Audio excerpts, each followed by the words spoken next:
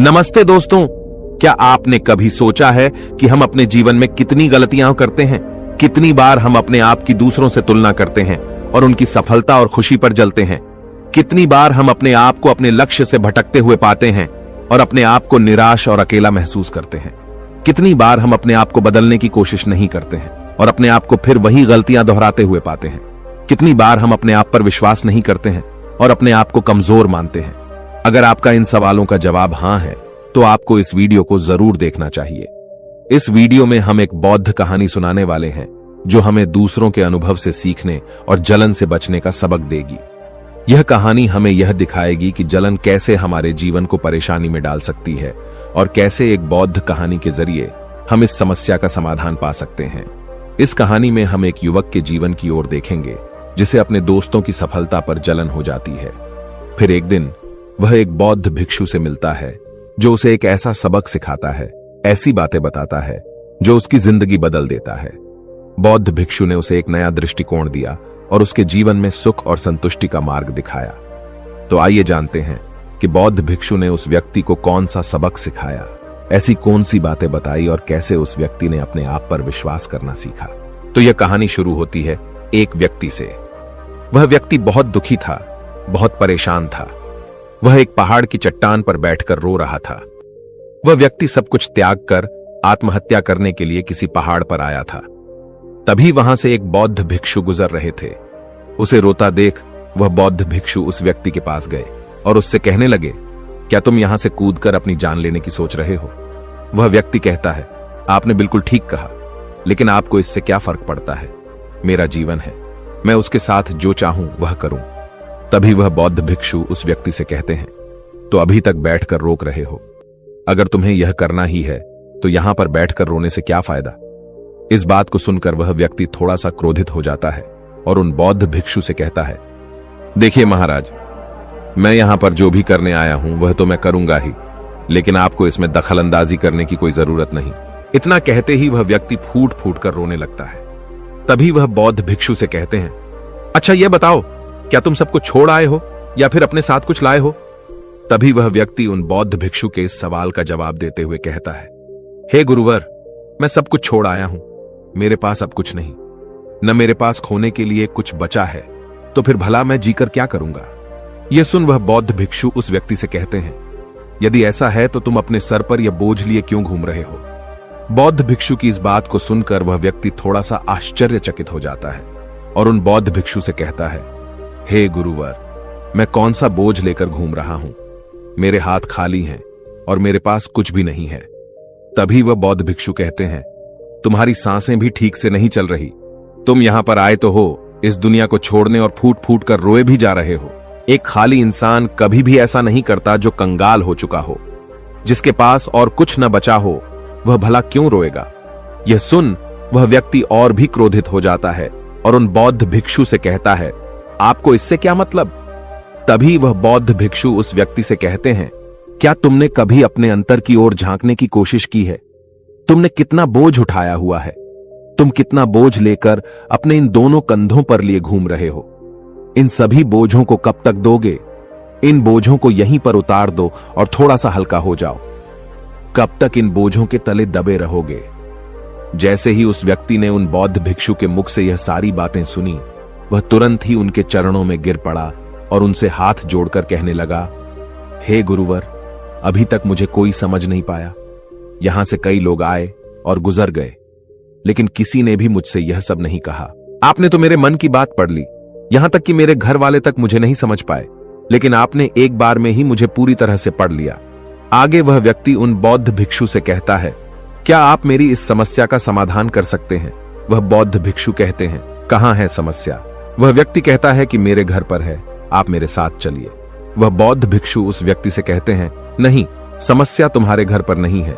वह व्यक्ति कहता है, नहीं नहीं गुरुवर, समस्या मेरे घर पर ही है, आप एक बार मेरे साथ चलकर तो देखिए। वह बौद्ध भिक्षु उस व्यक्ति को समझाते हुए कहते हैं, समस्या तुम्हारे घर पर नहीं बल्कि तुम्हारे भीतर है। क्या तुमने कभी अपने भीतर झांकने की कोशिश की है? सारी समस्याएं तुम्हारे भीतर हैं। जब तक तुम उनका समाधान नहीं करोगे तब तक तुम्हें हर जगह हर समय केवल समस्याएं ही नजर आएंगी और यदि समस्या घर पर है तो तुम इस पहाड़ पर क्या कर रहे हो? तुम तो कह रहे थे कि तुमने पीछे सबको छोड़ दिया है, अपना घर, अपना परिवार, अपने सगे संबंधी, और यदि तुमने यह सारी चीजें छोड़ ही दी हैं तो तुम्हारी समस्या भी वहीं पर छूट गई। फिर तुम भला इतने परेशान क्यों हो? उन बौद्ध भिक्षु के मुख से यह सारी बातें सुनकर व्यक्ति कहता है, हे गुरुवर, आप सही कहते हैं। मैं आपकी बातों को समझ पा रहा हूं। कमी तो मेरे अंदर है। मैं किसी काम का नहीं हूं। मैं जब भी कोई काम करने जाता हूं तो सब बिगाड़ देता हूं। मेरे यहां तो सारे काम गड़बड़ हो जाते हैं। मैंने आज तक कोई काम ढंग का नहीं किया। मेरी तो किस्मत ही खराब है। उस व्यक्ति के मुख से ये सारी बातें सुनकर बौद्ध भिक्षु मुस्कुराने लगे और उस व्यक्ति से कहा, अच्छा, तुम्हें लगता है कि तुम्हारी किस्मत खराब है, तो मुझे यह बताओ कि क्या खराबी है तुम्हारी किस्मत में। तभी वह व्यक्ति उन बौद्ध भिक्षु से कहता है, हे गुरुवर, मुझे व्यापार करना था और व्यापार करने के लिए धन चाहिए था, तो मैंने अपने परिवार से थोड़ा सा धन लिया और उसी धन से मैंने अच्छा सा व्यापार खड़ा किया। लेकिन मेरा व्यापार ज्यादा समय तक नहीं चल सका। शुरू में मेरे परिवार वालों ने मेरा पूरा साथ दिया और तब तक सब कुछ ठीक भी चल रहा था। लेकिन धीरे धीरे मुझे मेरे व्यापार में नुकसान होने लगा और यह सब देख मेरे परिवार वाले मुझसे नाराज हो गए और मुझसे दूर चले गए। मैं तो चाहता था कि मैं अच्छा व्यापार करूं, अच्छा धन कमाऊं, ताकि मैं अपने परिवार को संभाल सकूं, उन्हें वह हर सुख सुविधा दे सकूं जो वह चाहते हैं। मैं तो सब उन्हीं के लिए कर रहा था, लेकिन वह लोग मुझे समझ नहीं पाए और मुझे ही इसका जिम्मेदार ठहराते हैं।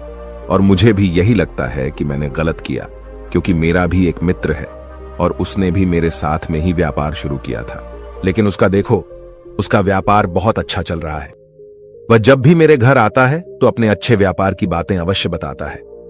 वह हमेशा यह कहता रहता है कि किस तरह से उसने अपने दम पर इस व्यापार को खड़ा किया है और उसे चलाने में भी वह सक्षम है। किस तरह से उसने जी तोड़ मेहनत की और अपने व्यापार को उन ऊंचाइयों तक ले गया।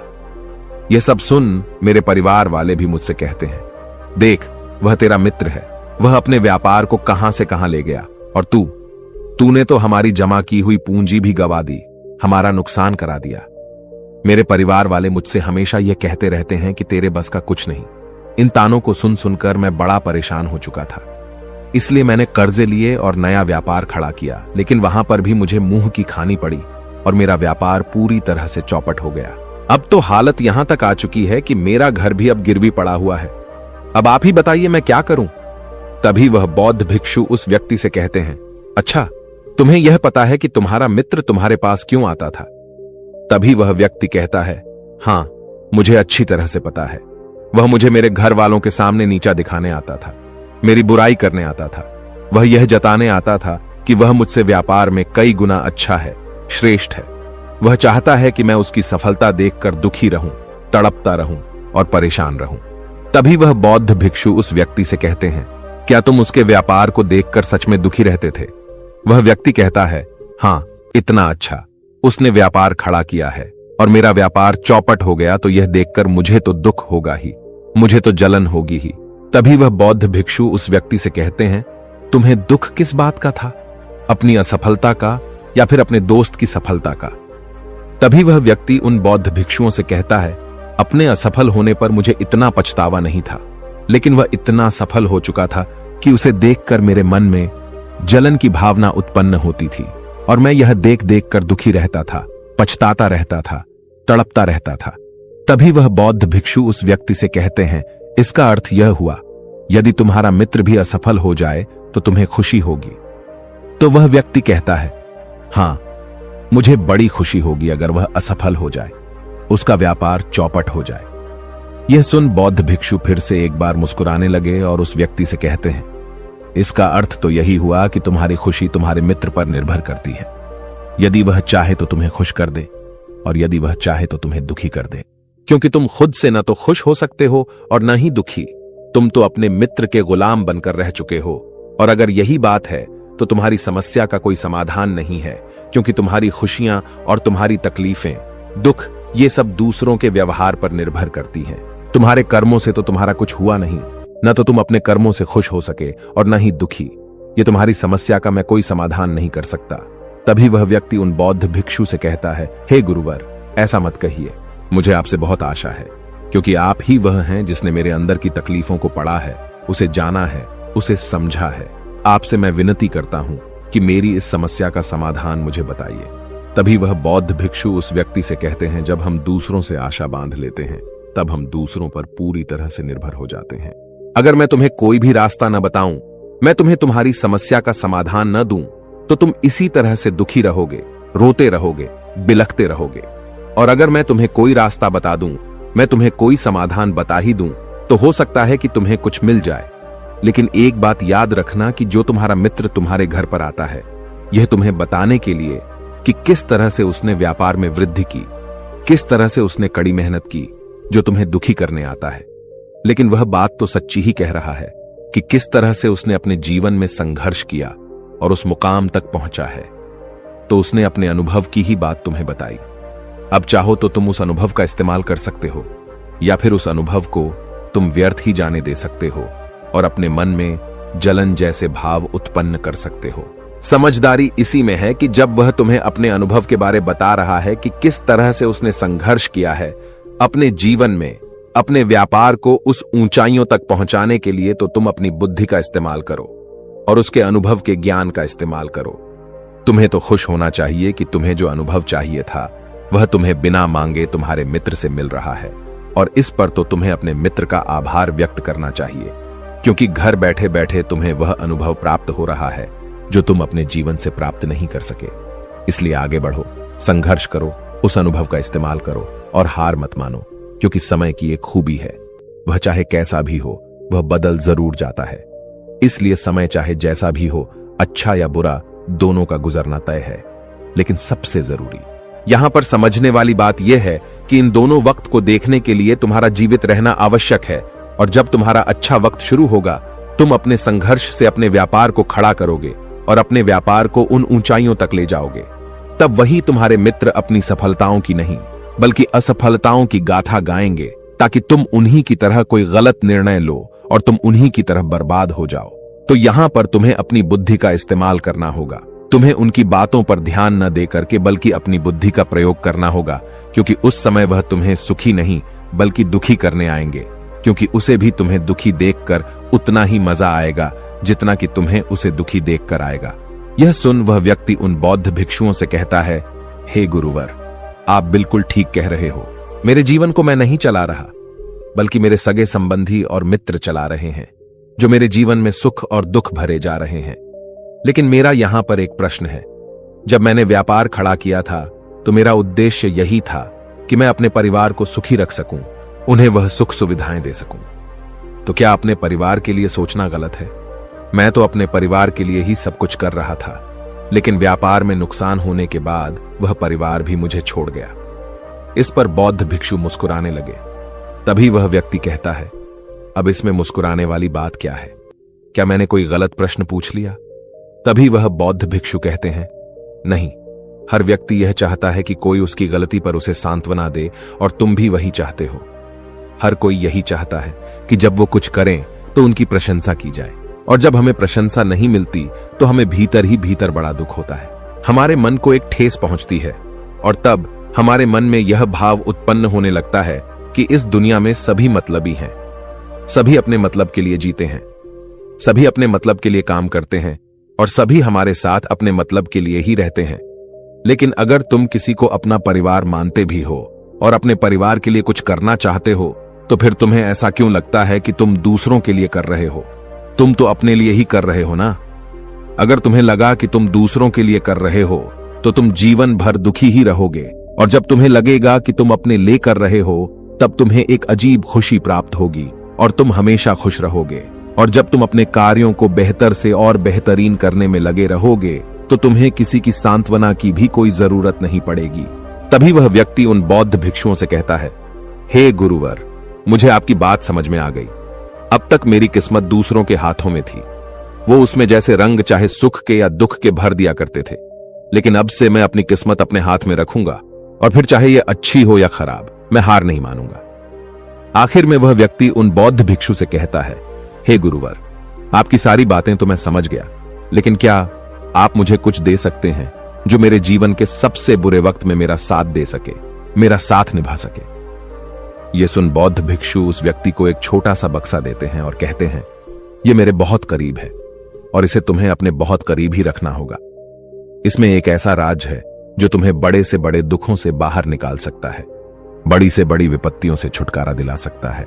और इसे तुम सिर्फ तभी खोलना जब तुम्हें लगे कि अब कोई राह नहीं बची है, जब तुम्हें यह लगने लगे कि सब कुछ व्यर्थ है, मैंने जो बातें कही हैं वह भी व्यर्थ है, यह दुनिया भी व्यर्थ है, यहां रहना भी व्यर्थ है।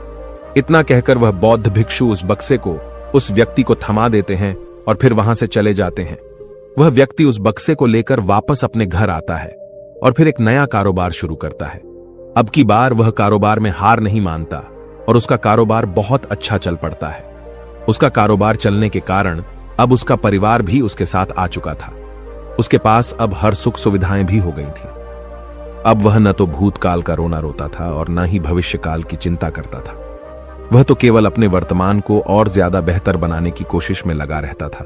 लेकिन समय हमेशा बदलता रहता है। जिस तरह से बुरा समय हमेशा नहीं रहता, ठीक उसी प्रकार अच्छा समय भी हमेशा नहीं रहता। उस व्यक्ति के जीवन में एक बार फिर से अच्छा समय समाप्त हो चुका था। वह जिस राज्य में रहता था उस राज्य पर पड़ोसी राज्य ने चढ़ाई कर दी थी और पूरा राज्य तबाह कर दिया था। उसका व्यापार भी पूरी तरह से तबाह हो चुका था। वह परिवार के साथ दर दर की ठोकरें खाने लगा। उसे यहां से वहां भागना पड़ा, यहां तक कि उसके पास खाने पीने के लिए भी पैसे नहीं बचे थे। भूख से उसके माता पिता ने दम तोड़ दिया और वह अपनी पत्नी और छोटे भाई के दोनों बच्चों को लेकर इधर उधर भटकता रहा। वह दोनों बच्चे बीमार पड़ चुके थे और उसके पास उनके इलाज के लिए भी पैसे नहीं थे। तब उसे एहसास होने लगा कि यह सब व्यर्थ है। उसका यह जीवन जीना भी व्यर्थ है, यह पूरा संसार व्यर्थ है और जो कुछ भी बातें उन भिक्षु ने मुझसे कही थीं, वह सभी बातें भी व्यर्थ हैं। आज मेरे पास कुछ नहीं बचा, आज मेरे पास जीने का कोई मकसद नहीं बचा। उन भिक्षु ने जो कुछ भी कहा था उन सब बातों का आज कोई मतलब नहीं रह गया। अंततः जीवन को तो समाप्त होना ही है, तो फिर जीवित रहकर भाग दौड़ करके अपने जीवन में वह ऊंचाइयां हासिल करना, सफलताएं हासिल करना, यह सब किस काम का?